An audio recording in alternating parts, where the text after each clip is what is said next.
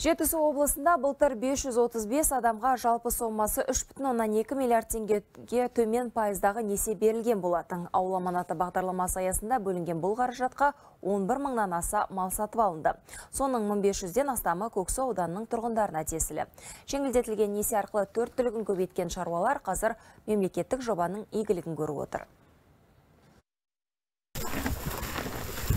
Ертай Шәріп ауыл аманаты бағдарламасымен қорасын малға толтырды. 7 миллион 600 мың теңгелік несиеге қол жеткізген шаруа Алатау тұқымды сиырдың 20-сын сатып алған. Қазір Зеңгі баба төлінің жем-шөбін уақытылы беріп, күйін жақсартуға күш салып жатыр. Себебі ірі қара төл деген соң тұрақты түрде сүт өндірісімен айналыспақ. Құрт, май, ірімшік жаңағы жасап сатамыз деген ойымызда тұр. Сүт сақтайтын холодильник аламыз. Жаңа морозильник. Сүт сауатын әлі аппарат алған жоқпыз, аппарат аламыз. Ал Ақтекше ауылында тұратын Ерболат Сләмханұлы негізінен егін және мал шаруашылығымен айналысқан. Мемлекеттік бағдарламамен берілген 7 миллион теңгеден аса несиеге ол 30 бас сиыр алып, ірі қара санын арттырды.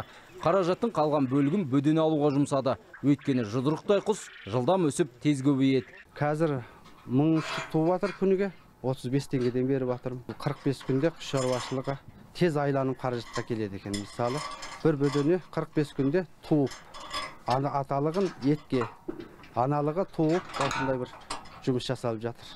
Негізі құс шаруашылығы да қосымша жақсы кіріс екен малға қарағанда. Кәсібін әртараптандырған Ерболат екі ауылдасын жұмыс қалды. Мемлекеттік бағдарламаның жүзеге асуы арқылы ауданда жаңадан 135 адам жұмыспен қамтылды. 2023 жылы осы ауыл аманаты бағдарламасы аясында 74 адам өтінім берген. Оның 69-ына мақұлданып, 417 миллион қаражат несие берілді. Оның ішінде 1594 ауыл шаруашылық жануар алынды, 231 бас ірі қара малы, яғни сиыр, 1016 бас қой және 231 бас жылқы алынды. Жетісу облысында ауыл аманаты бағдарламасына биыл 3,5 миллиард теңгеден аса қаражат қарастырылып отыр. Жеңілдетілген несие ауыл халқының кәсіп бастауы үшін шаруалардың ісін ілгерілетуіне берілетін болады. Шыңғыс Қалиден, Олжас Байбосынов, 24 KZ, Жетісу облысынан.